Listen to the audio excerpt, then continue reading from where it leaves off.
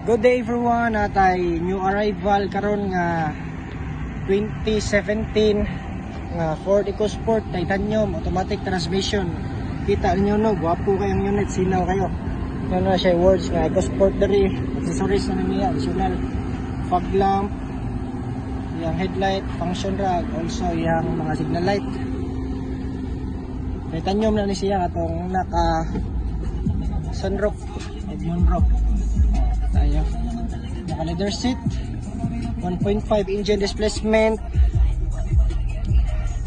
kuha ni siya naka push start button, automatic transmission, pwede na siya manual o automatic.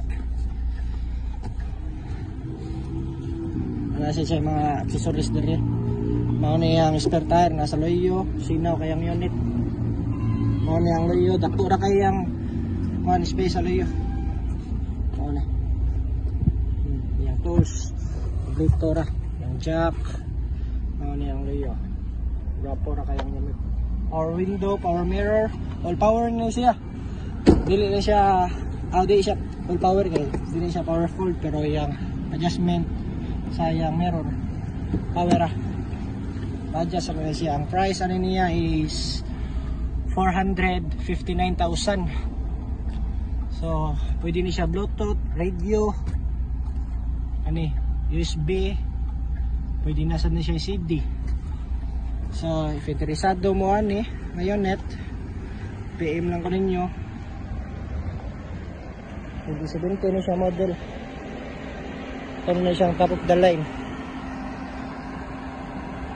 Hindi na siya maong pinaka-top, pero appeal na siya sa top Titanium. Kaya ang pinaka-top is ito mang 1.0 EcoBoost, naka-rain visor na sa ni siya.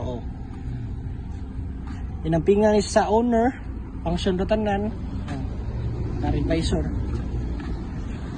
all function ra sa diyang window. Okay, check yung window function ba. First yung driver and also passenger, and sa loyo function ra. Try na to, ma-function ba niya ang kuhan, yung sunroof. Okay, ang pagbira ninyo sa tabon, manual ra ni. Ang pag-open ra sad, balik ra sa diri kani.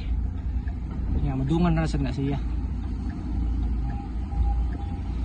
So, if okay mo nga pa unit, PM lang ko ninyo, pwede ni siya cash, financing, and also trade-in. So, maura na siya karon. Bye-bye.